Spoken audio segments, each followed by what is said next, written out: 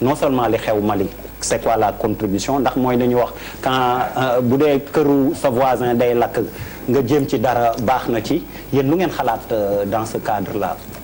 waaw ñu am nañ ay idée mais bëgg naa itam ñu gérer débat sur l'Afrique.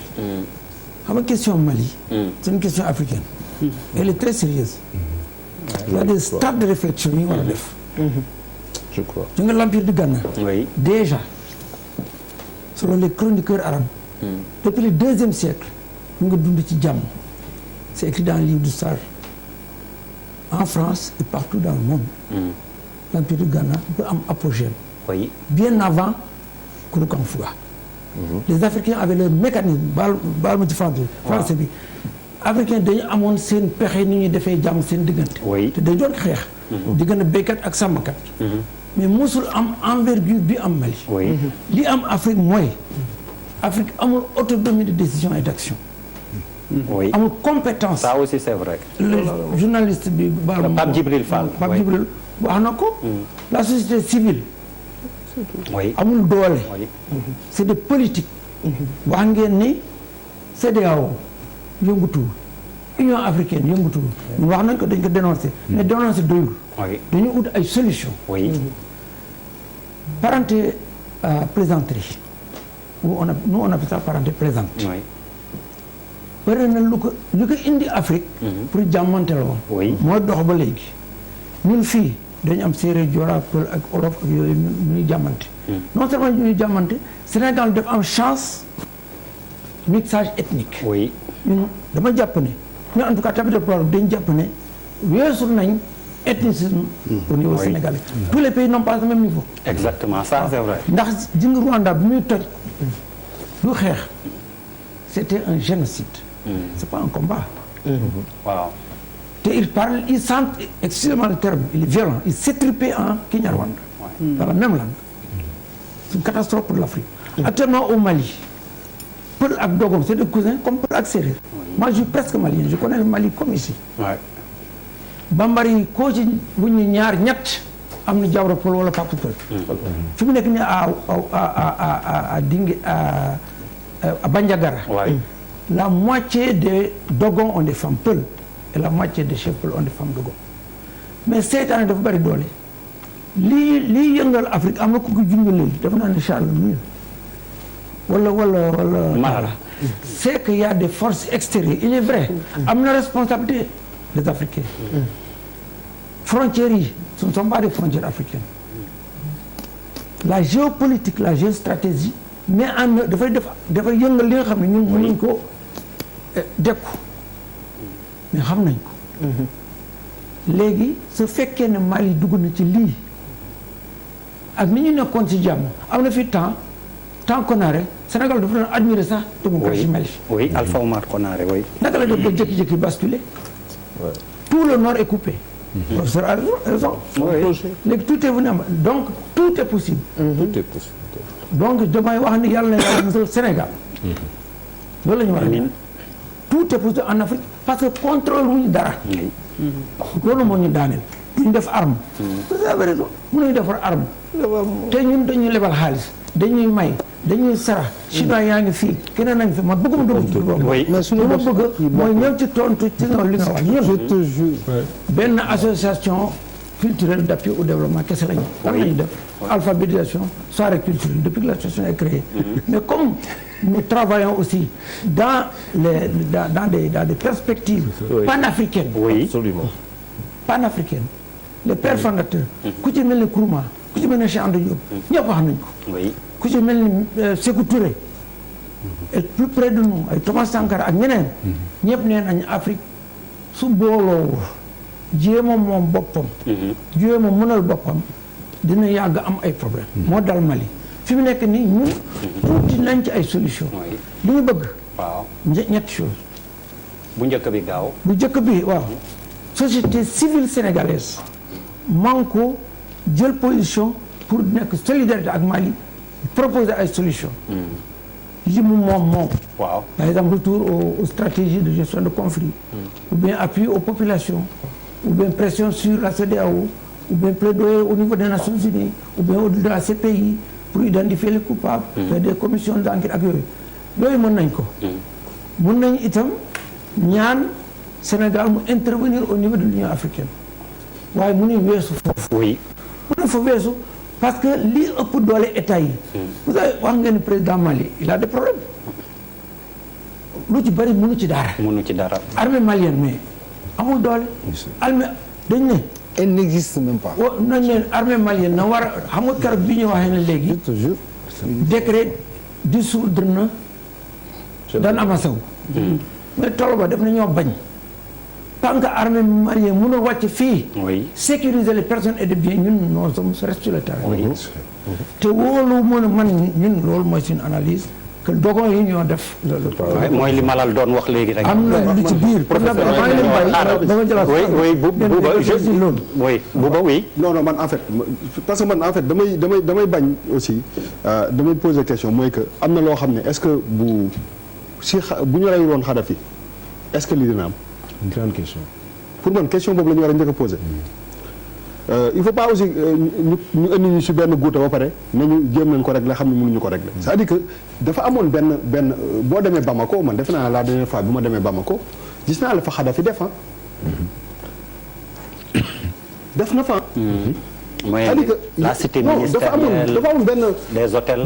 dafa amoon benn waay bu nekkoon Libye bu tudd Kadhafi la Libye est très riche dañu am alal mais avec un discours ak benn approche. yes. pour fédérer. yes. pour Union africaine pour que moom parce que xamoon na ni il avait les moyens financiers pour gàddu xeex boobu. avec un discours bu leer parce que dëkk yu bëri yëpp li ñu am yi ci bi yëpp li ñu am en commun mooy la France parce que ñuy waxu Gambie. La Gambie n'est pas colonisée par la France est-ce que du tax loolu gënul tax mu gën a yomb sax mu nekk benn suñu kii bi suñu victoire suñu kii yi nu mu tudd suñu gaayu nu mu tudd. Colonisation. voilà non suñu victoire mooy réglé nañ benn conflit daal. Mali Gambie CEDEAO non CEDEAO la. waaw réglé nañu benn conflit muy Yaya Jammeh. parce que c'était facile. mais en réalité li ñu nekk ni di pour man dañuy constater rek mooy que aujourd'hui il y avait pour man dafa amoon benn plan bu ñu exécuter quand même nous tous fii la ñu toog gis ñu jël Kadhafi rey ko assassiné ko jël président africain yi parce que ñun le discours là bi ñuy am envers la France nos présidents là amuñu ko ils sont pas critiques pour wax dëgg bi te pourtant li ñu xam rek xam nañ ñu ko ëpp c'est-à-dire que dafa am fu mu jógee te loolu mënuñu ko omettre quoi mënuñu ko jël teg ko fële c'est-à-dire que pour man projet bi foofu la commencé parce que Kadhafi quand même quoi qu'on puisse dire am na lu mu doon woote am na lu mu doon jéem a dox te loolu la ñu dagg te loolu ñu dagg moo indi problème bi yëpp aujourd'hui ñu bàyyi ñu si benn parce que bu ñu ko bëggee kal si ay affaire ay cousin ak ay ñoo bokk ay séeréer la gàmmoog yooyu pour man le problème n'est pas là problème bi fu mu nekk moom mooy que aujourd'hui dafa am lu am mooy que dégâts yooyu ñu defoon il y a quelques années moom la Mali di subir fu mu nekk nii qu'on se dise quand même la vérité te loolu mënuñu jël rek débat bi génne ko foofu di wax li ñu séq entre ñun parce que je pense que ñun muy sénégalais muy malien problème yi ñu mën a am normalement yooyu waruñu ci bokk Tout à fait. fépp fu problème ay génocide ak ay affaires yooyu am mooy que tubaab bi day seet fi gën a vulnérable wala fi gën a dëgër mu dugg fa jaxase ko parce que quoi qu'on puisse dire on est des Africains dañoo non Charles bi nga dama la déglu xoolal dañu am ay Afrique dañu am vécu dañu am lu ñu dund bi suñu maam yi nekkee ba léegi dañoo jàpp takk ñu ay kii yóbbu ñu Europe dañoo coloniser donc bi tubaab nekkee tubaab africain nekk africain ba léegi ci forme yu nekk ba tey jii ñuy dund ni ñu ngi koy noot donc pour man mënuñu génne nooteel boobu ci lépp li tout ce qui nous arrive aujourd'hui mais ça veut dire Kadhafi est mort il est mort il n'est plus là donc qu'est-ce qu'on fait Kadhafi tout le monde sait que bu muy wax affaire xaalis monnaie unique mu indi problème quand l'autre Saddam Hussein a parlé de affaire le pétrole par rapport à l'époque mu indi problème gars yi di ko c'est-à-dire il y a des intérêts la Syrie c'est à cause tout simplement d'un passage que moo indi problème la c'est-à-dire que tey les intérêts internationaux sur les enjeux comment dire de l'énergie le shale pétrole l'énergie renouvelable ak yooyu les stocks qui s'épuisent l'OPEP qui est en train de nous sommes dans une situation la démondialisation ça veut dire que ñun ñëpp nos états sont confrontés ay urgence tous les jours da ngay toog am syndicat fii nga toog am ni tubaab bi am yeneen préoccupation yoo xamante ne ñoom pare nañ si seen dëkk mën ñu ko régler ñu xool Mali 1,2 million kilomètres carrés on va pas laisser ça à Sénégal. Il faut se dire les vérités. J'aime bien comme tu as dit on appelle un chat un chat. Eh bien on va pas laisser les Africains aux Africains. C'est-à-dire si les Africains n'ont pas compris ça ben on peut aller dormir. Maintenant qu'est-ce qu'on fait par rapport à cette situation? On ne peut pas dafa nag der xam nga tu as 19 millions de Burkinabé. S'il te plaît, tu as parlé pendant longtemps de Kadhafi. Non, Olof laa wax. Waaw, mais attends, tu parles de quelqu'un qui est là. Waaw. 19 millions de Burkinabé. 18 millions de Maliens. ñii ñëpp ñun ñu taxaw.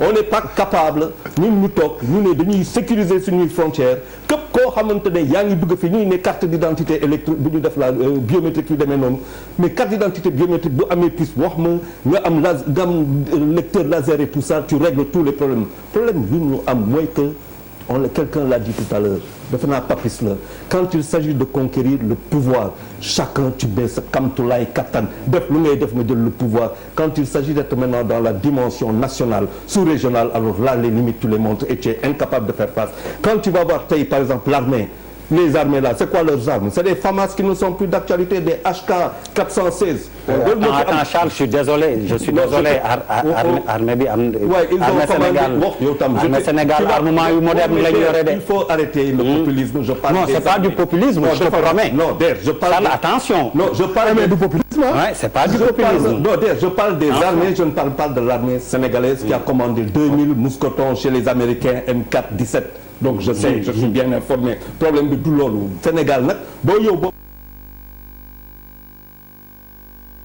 par exemple Charles bu dee da nga bëgg ñu dugg ci armée rek par exemple si on parle du classement du top management des armées boo xamoon classement Sénégal da ngay waaru dans le monde en plus je te dis moo wax c'est depuis 2014 depuis 2016 avec xam nga sant yàlla quoi non waxuma la loolu encore une fois comprendre loo Sénégal c'est 15 millions d'habitants dans la CEDEAO c'est quoi 15 millions d'habitants dans la CEDEAO c'est quoi 196 000 kilomètres par rapport à 1 million et quelques les réalités yoo xamante ne moom les Maliens yi di vivre au quotidien ñun xalaatuñu ko dëkk boo xamante ne mënoo assurer sa sécurité aux frontières vous imaginez que le camp Savaré est à 200 kilomètres de Ouagassogou et c'est la zone la plus pauvre et pourtant tout autour il y a que de l'or mais c'est quoi le projet il y a une conspiration contre l'Afrique.